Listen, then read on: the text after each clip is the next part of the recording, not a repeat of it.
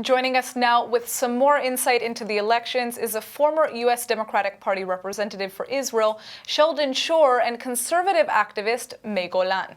Thanks so much for coming in, guys. Hi.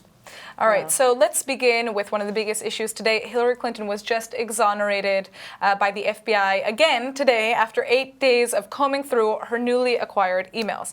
But Trump is still questioning her trustworthiness. And do you think there's any merit to the accusations that are against Hillary Clinton, or can we trust in these new judgments that have come from the FBI? Hillary Clinton has been under investigation more than just about any other human being. She's had the Congress, the Republican Congress, has checked out Benghazi and the emails for over a year and spent a lot of money. In fact, they spent more time on investigating Hillary Clinton than they spent on the JFK assassination, than on 9/11, on Watergate, and they couldn't find anything against her. The FBI has checked her out, and they couldn't find. She was the subject of 8 different investigations. So let's give it a rest already. They're beating a dead horse. There's nothing in it. Let's go on to the issues. First of all, I have to beg to differ. I don't think Hillary Clinton was exonerated by the FBI. She was exonerated by the Obama administration, which means by Obama. You know, if we're looking on it really, and checking the real details, the American people are not stupid. Okay, they see that just a couple of days before the FBI decides to reopen the investigations, it really isn't possible that they will close it just numerous days before. Something is not right here, and the people know that something, I'm sorry, but really stinks. Okay, so I've been talking to a lot of people in America lately, Republicans and Democrats, and I've been seeing them feeling very tricked. People are not capable of seeing so much corruption in one person, so many incidents that are involved in a woman that is running, let's not forget, to be the president of the United States. You cannot have so many black clouds above one person that is supposed to run America. And one more thing, I'm thinking about the media that is sitting, and talking about the fact that, the files against Hillary are now closed. But basically, the same reporters are the ones who didn't want to talk about it for so long. And I sit in a lot of studios, and one of the, reporter was sitting next to me and saying, Hillary is no different than other candidates from the Democratic Party before her. No difference in corruption. And I was shocked, because under their minds, it makes it okay that she's not different. But you have to understand that the people of America want change. They want someone who's not involved in the establishment, who's not involved in the corruption of the government, someone that is anti all those things. And I think Donald Trump really represented it. Sheldon, what is your response to that? Because there have been allegations, against Trump for other reasons. So that black cloud I'm sorry. I'm sorry that Ms. Golan takes the same sign as Donald Trump. He says, well, the FBI knows she's guilty, and why they... Come on, she's been investigated by people, the Republican Congress, which is not favorable to Hillary Clinton, and they have not found her guilty. The FBI, I don't think there's any basis of saying. You have no problem with the fact that she's investigated by the Obama administration. It's not the Obama administration. This is the FBI. The FBI works for who? For the administration. The administration is Obama. Please don't interrupt. But the FBI. Please don't interrupt. The FBI head is a Republican. Now, you have no basis of saying that the FBI is corrupt or the FBI has been compromised in any way. Absolutely no. You have no interest in the facts, no interest in truth. All you're interested in is the conclusions. To completely say, without any basis at all, that she's corrupt. There is no finding of her being corrupt, and I'm tired of hearing this. I'm tired of hearing lies like this. You're tired of hearing the truth. That's lies. the problem. So let's talk.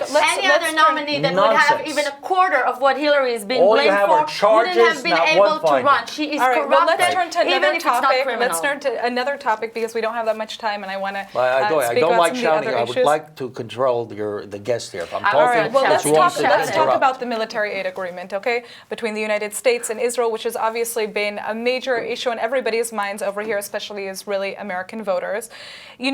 Many say that there could have been a better deal My question is, do you think Hillary Clinton or Donald Trump would have better relations with Israel and would have been able to close a better deal? What is your guys' response to that question? Well, I completely believe that Hillary Clinton for Israel will be the worst thing possible. If we're looking at the last 8 years under Obama, I think that there has never been such a low friendship between Israel and the U.S.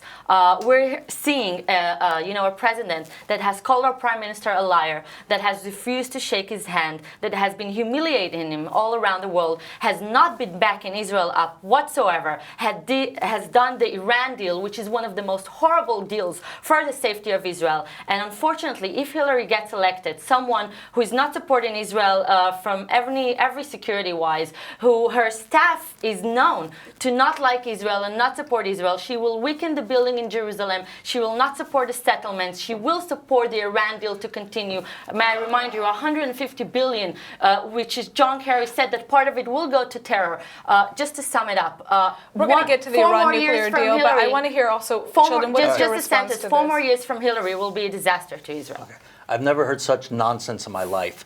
President Obama has been one of the strongest defenders of the state of Israel, one of the best friends of the state of Israel, and yes, the Iran deal is an excellent deal. And let me back that up. Number one, not only has he given the largest package foreign aid to any country has ever been in the history of the United States, he's given advanced weaponry to Israel, which has not been given by the Bush administration, such as the F-35 plane, cluster bombs. He's backed Israel in the United Nations during the entire period of the Obama presidency, 2 terms. There has not been one single decision against the state of Israel coming out of the Security Council of the United Nations. He is the only president that you can say that to. Military information has been transferred between Israel and the United States on a higher level. There's been joint exercise between Israel and the United States. They have recognized and backed Israel's right to exist and has backed Israel's standing in the world community.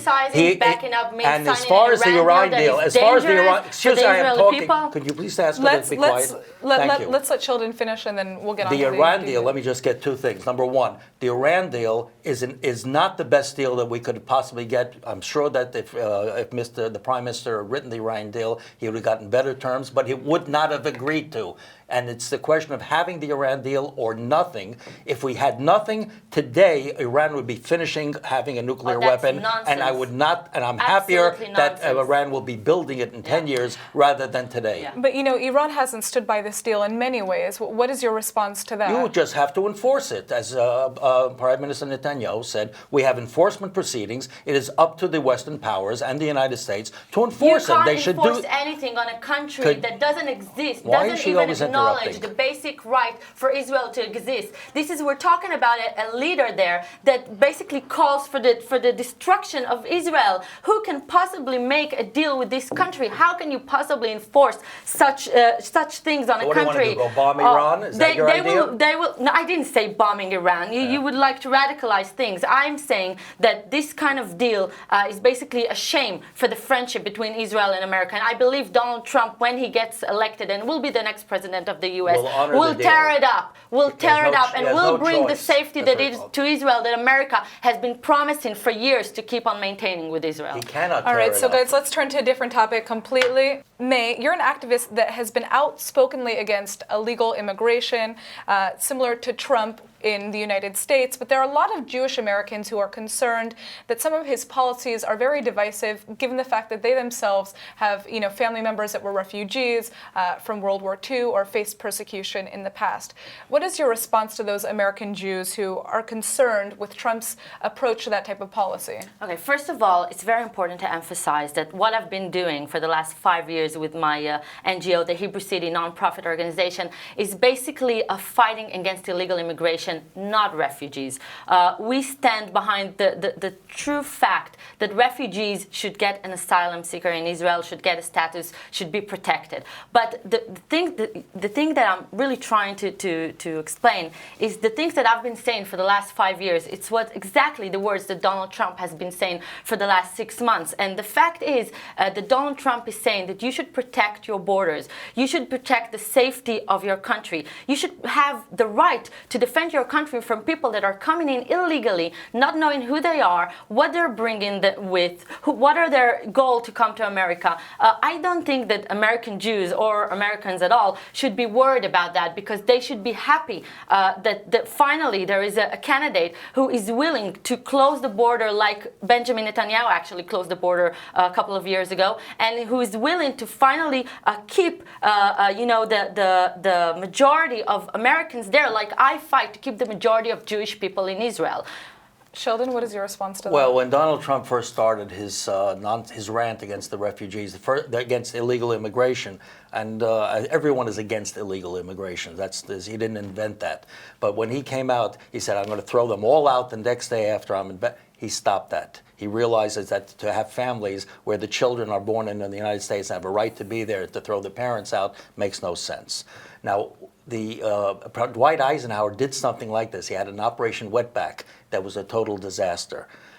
I heard an interview more recently by Donald Trump when they asked him, what laws would you change? And now that he's finally read the laws, he realized that everything he said is in the laws. He said he wouldn't change the laws. All he'd do is enforce it more humanely and with more vigor. In other words, we have right now in place the laws to stop that. By the way, I don't know if many people know this, but in the last 5 years, the net immigration from Mexico, Mexicans into the United States, is a minus. More Mexicans have returned to Mexico than have come in. So the idea of building a wall is not going to work. Most of the immigration comes in from Africa and from Asia and from Latin America, not from Mexico. All right, So guys, his we're whole out plan of is time. nonsense. We're out of Just time, to say unfortunately. that Hillary Clinton, the difference between Donald Trump, that she will import more illegal infiltrators, and that's the big difference That's beside the nonsense. wall. She said that. She said she wants to accept she more. wanted to accept more Syrians than has been in right now, but not terrorists. That are actually illegal That's infiltrators. That's what Not she wants to illegal accept. And Donald infiltrators, Trump not if they're not welcomed. only will build a wall, but he will keep legal people, and this is very important for All America. right, well, guys, I guess we're just going to have to wait and see what happens tomorrow. Thank you so much for Thank you coming very in. much. Okay, pleasure. Thank you.